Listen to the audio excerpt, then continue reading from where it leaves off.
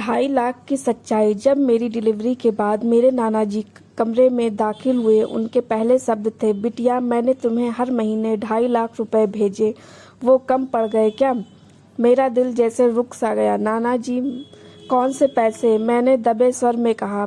उसी पल मेरे पति और सास दोनों लग्जरी शॉपिंग बैगों से भरे हुए कमरे में घुसे और दरवाजे पर ही जम गए। उनके चेहरों का रंग उड़ चुका था। तभी मुझे समझ आया कुछ बहुत बहुत बड़ा गलत चल रहा है।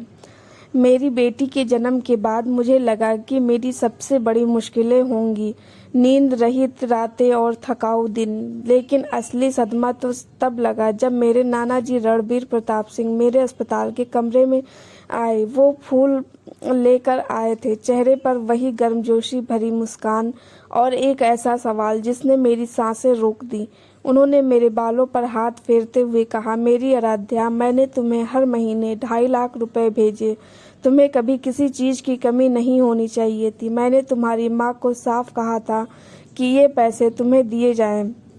मैं हक्की बक्की रह गई। नाना जी, मुझे तो 1 रुपया भी नहीं मिला। उनका चेहरा अचानक हैरानी से भर गया। आराध्या, तुम शादी के दिन से भेज रहा हूँ मैं। क्या तुम कहना चाहती हो कि तुम्हें एक भी किस्त नहीं मिली?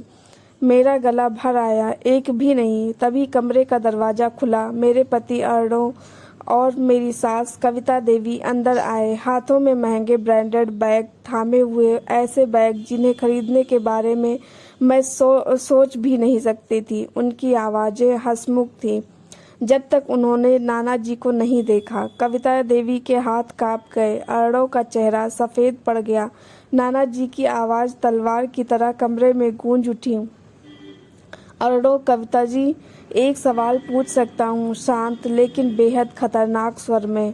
मेरी नातिन के लिए भेजे गए पैसे आखिर गए कहाँ? अर्णव ने घुटकी ली।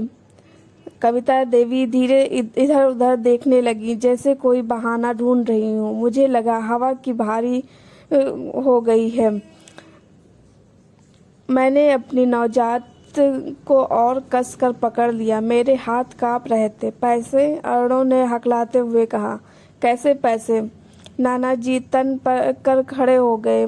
मुझसे झूठ मत बोलो, आराध्या को 1 रुपया भी नहीं मिला। और अब कारण साफ दिखाई दे रहा है। कमरे में सन्नाटा छा गया। मेरी बेटी तक चुप हो गई। फिर नाना जी ने वो बात कही जिसने मेरी रीढ़ में सिहरन भर दी।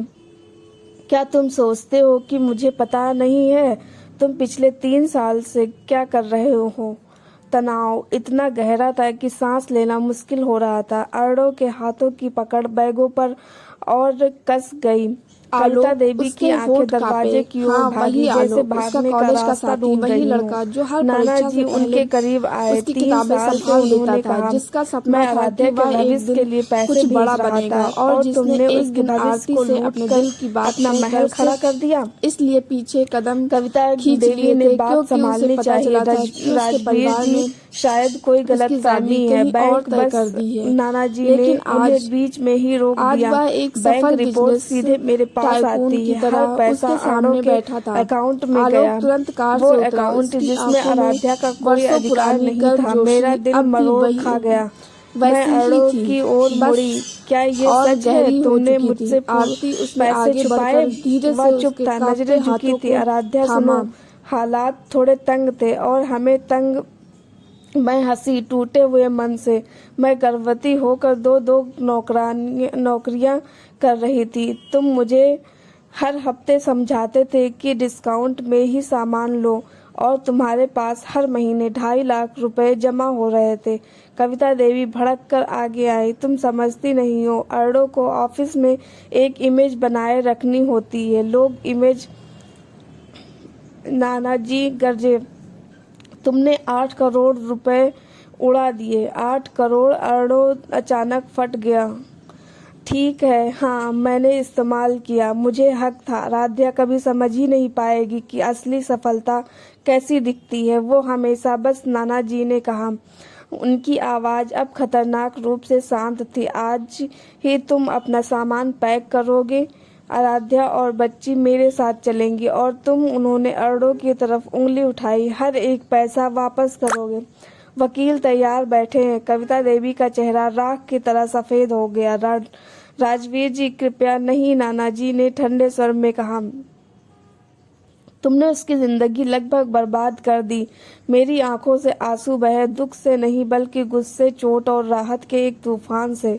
अर्णव ने कांपती आवाज में कहा, आराध्या, हमारी बेटी को मुझसे दूर मत करो। उसकी बात ने मुझे भीतर तक चुभा दिया। मैंने उसे देखा और पहली बार मुझे अपना पति नहीं दिखा। मुझे एक ऐसा आदमी दिखा जिसने लालच को परिवार पर चुना। मैंने अपनी बेटी को और कसकर पकड़ लिया। मुझे समय चाहिए और दूरी। आज तुम हमारे साथ नहीं आओगे। अर्णव आगे बढ़ा, लेकिन नाना जी हमारे बीच दीवार की तरह खड़े हो गए। अब से हर बात वकीलों के माध्यम से होगी। मैंने अपना सामान समेटा, कुछ कपड़े, बच्ची का कंबल और एक छोटा सा बैग।